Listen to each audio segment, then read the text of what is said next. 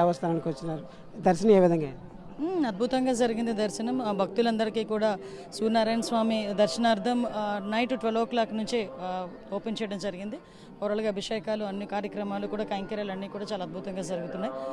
రాష్ట్ర ప్రభుత్వం తరపున కూడా పట్టు వస్త్రాలు మన మంత్రి గారు అచ్చెన్నాయుడు గారు కూడా తీసుకెళ్ళడం, మేమందరం కూడా అదే టైంలో ఒకసారి దర్శనం కూడా చేసుకోవడం జరిగింది. భక్తులకి సామాన్య భక్తులే మేజర్ ప్రయారిటీగా తీసుకొని సుమారుగా ఒక 6 లైన్స్ పెట్టుకొని ఎక్కడ కూడా భక్తులకు ఎటువంటి ఇబ్బంది లేకుండా చూసే బాధ్యత కూడా తీసుకున్నాం. ఒక endowment department, revenue department, police department కోఆర్డినేషన్తో ఎక్కడ కూడా ఇటువంటి ఇన్సిడెంట్స్ జరగకుండా మంచిగా దర్శనాన్ని పూర్తవుతాయి నమ్మకం. రాష్ట్రపతి ప్రతిష్టాత్మక 7 రోజుల పాటు ఇక్కడ పండుగ చేసింది. 7 రోజులు అద్భుతంగా జరిగింది. దానిపైన మీ స్పందన? అంటే ఎప్పుడు కూడా ఒక పక్క టూరిజం, టెంపుల్ టూరిజాన్ని కూడా డెవలప్ చేయాలని గౌరవ మంత్రి గారు కూడా ఎప్పుడు కూడా మన ముఖ్యమంత్రి గారు కూడా దీని మీద ఎక్కువగా దృష్టి పెట్టడం మీ అందరికీ కూడా తెలుసు. సో ఒక పక్క టెంపుల్ టూరిజం, ఒక పక్క ఈకో టూరిజం అని డెవలప్ చేసే ఉద్దేశంతో ఇక్కడ ఉత్సవాలు, అదేవిధంగా విశాఖ ఉత్సవాలు కూడా జరపడం జరుగుతుంది. శ్రీకాకుళం ఇచ్చేశారు, శ్రీకాకుళంలో షో చేశారు, ఏ విధంగా మీకు అనిపించింది? ఏమండి ఇంత మంచి ఎనర్జీ, అసలు 3.5 గంటలు ఫస్ట్ టైం షో చేశాను. అది దాదాపు 42-44 పాటలు అసలు నాన్ స్టాప్గా పాడాము. అది కేవలం జనాల ఎనర్జీ, అసలు మామూలు ఎనర్జీ కాదు. ఫస్ట్ టైం ఇక్కడ ఇంత దూరం వచ్చి పర్ఫామ్ చేయడం అసలు చాలా ఎక్సైటింగ్గా ఉండింది. ఫస్టే చాలా నాకు చెప్పారు, అసలు మామూలుగా ఉండదు sir, full mass songs prepare అయ్యారండి అని. సరే గుడి అని కొంచెం తగ్గించాం, బట్ అసలు జనాలు మామూలుగా లేదన్నమాట వాళ్ళ రెస్పాన్స్. మాస్ అదే నేను మా సూరన్న పాడించాం కదా అలా వైకుంఠపురంలో, ఆయన ఎలా అయినా పట్టి ఆయన 100 కిలోమీటర్ల దూరంలో ఉంటే రప్పించి, బికాస్ ఆయనకి మర్యాద చేయడం మన ఇంపార్టెంట్ కదా, ఈ ఊరు మనిషి. సో అతను మాకు మా అలా వైకుంఠపురంలో మంచి సక్సెస్ ఇచ్చాడు. సో సంతోషం. దర్శనం ఏ విధంగా అయింది? అద్భుతం అంత అనుగ్రహం. Thank you sir.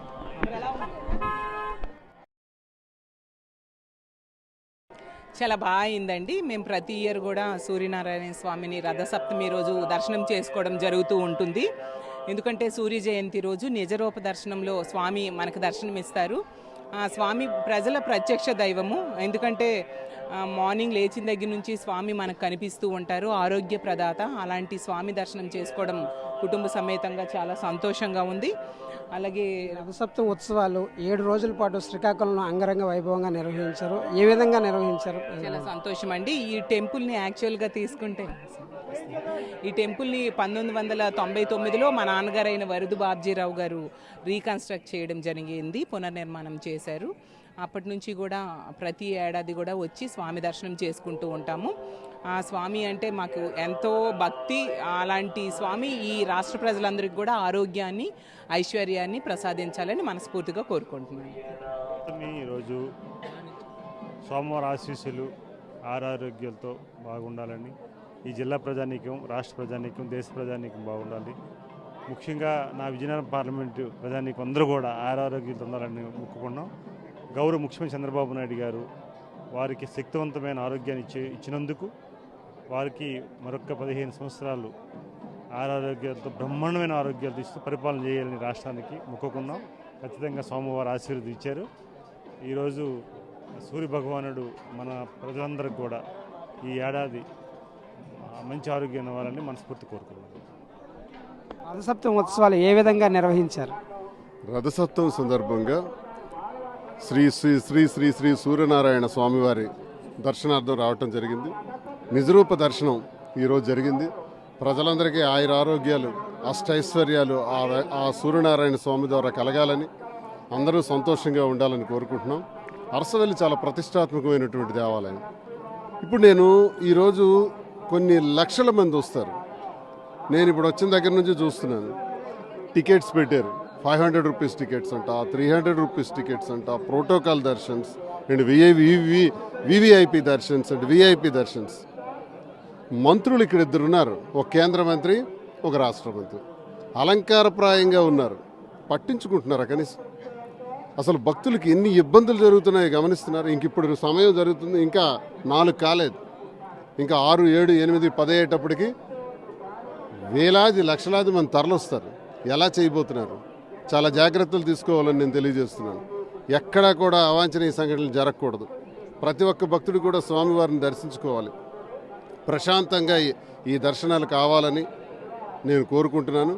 ఏర్పాట్లు అయితే సంతృప్తికరంగా లేవని నేను భావిస్తున్నాను. భక్తుల దర్శనార్థం వేరంగా జరగాలని 6 లైన్లు ప్రత్యేకంగా ఈ ఏడాది పెట్టారు. అయినప్పటికీ కూడా అసౌకర్యం ఉందని అనుకుంటున్నారా? ఇప్పుడు నేను ఒక ప్రోటోకాల్లో ఉన్న వ్యక్తిగా వెళ్ళాలంటే వెళ్ళొచ్చు, కానీ నేను ఒకసారి సామాన్యులతో కలిసి వెళ్దామని చూశాను. సామాన్యులతో అందరితో కలిసి వెళ్దామని ఒకసారి చూస్తే చాలా ఇబ్బందికరంగా ఉంది.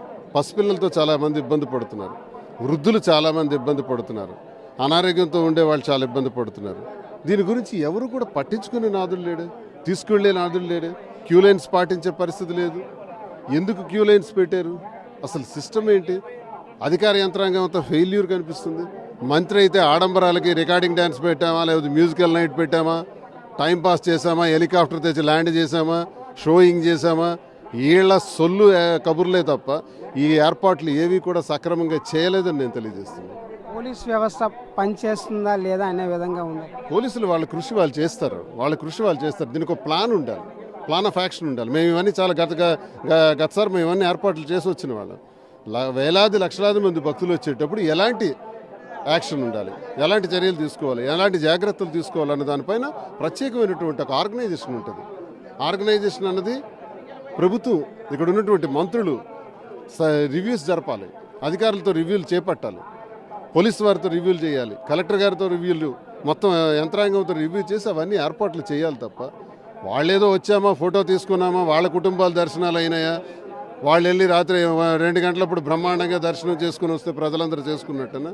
ఇది కరెక్ట్ కాదు. ఇప్పటికీ మించిపోయింది లేదు, 4 అవుతుంది. ఈ రోజంతా కూడా ప్రశాంతంగా దర్శనాలు జరగాలని కోరుకుంటున్నాను. విఐపి మార్గంలో మీరు దర్శించుకున్నారు కదా, ఏర్పాట్లు ఏ విధంగా ఉన్నాయి? అసలు ముందుగా తెలుగు రాష్ట్ర ప్రజలందరూ కూడా రసద్వం శుభాకాంక్షలు తెలుపుకుంటున్నాను. మేము వివిఐపి దర్శనానికి వెళ్ళాము. అక్కడ ఇన్ అండ్ ఎగ్జిట్ రూట్ ఒకటే ఉంది. సో చాలా ప్రమాదంగా అనిపిస్తుంది నాకైతే. ఎప్పుడైనా సరే టెంపుల్స్లో వెళ్ళడానికి ఒక వే ఉండాలి, ఎగ్జిట్ ఒక వే ఉండాలి. కానీ ఇక్కడ వెళ్ళడానికి ఒకటే వే ఉంది, రావడానికి కూడా ఒకటే వే ఉంది.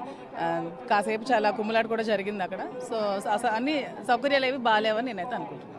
విఐపి మార్గం కూడా కాకుండా మీరు వచ్చే మార్గంలో కూడా ఏమైనా అంతర్యం ఏర్పడలేదు? మేమే ఇబ్బందులు పడ్డామని చెప్తున్నాం కదా. మేమే ఒక హాఫ్ అన్ అవర్ వరకు జనాల్లో సఫకేట్ అయ్యాము, స్ట్రక్ అయిపోయాము. సో మేమే ఇలా ఇబ్బంది పడ్డామంటే ఇంక సామాన్యులు ఎంత ఇబ్బంది పడుతున్నారో అర్థం చేసుకోండి. చాలా అద్భుతంగా జరుగుతున్నాయి 7 రోజుల కార్యక్రమం. ఈరోజు కూడా దర్శనాలు మొదలయ్యాయి. చాలా మంత్రివర్యులు అందరూ కూడా వచ్చారు, ఎమ్మెల్యేలు పార్టిసిపేట్ చేశారు. చంద్రబాబు నాయుడు గారికి ధన్యవాదాలు 7 రోజుల ఫెస్టివల్ నిర్ధారించినందుకు. దానికి అనుగుణంగా చాలా ఘనంగా కార్యక్రమాలు చేశాం. తమన్ గారితో మ్యూజిక్ ఫెస్టివల్ చేశాం, హెలికాప్టర్ రైడ్ పెట్టాం, డ్రోన్ షో పెట్టాం. ప్రజలు కూడా చాలా ఆనందంగా ఫీల్ అయ్యారు. ఇవన్నీ కూడా చూస్తే ప్రజలు తాలూకా సంతృప్తి మాకు పెద్ద బలంగా, ఒక వరంగా భావిస్తున్నాం. ప్రతి ఏటా కూడా ప్రత్యేకంగా ప్రతి ఏటా దీనికి మించి ఇంకా చేయాలనే ఆలోచనతో ఉన్నాం. ఈసారి ఏదైతే ఎక్స్పెక్టేషన్స్ ఉన్నాయో దానికి మించి నెక్స్ట్ టైం చేస్తాం. కేవలం ప్రోగ్రామ్స్లోనే కాదు, టెంపుల్ కూడా అభివృద్ధి చేయాలి, దాని మీద కూడా దృష్టి పెడతాం.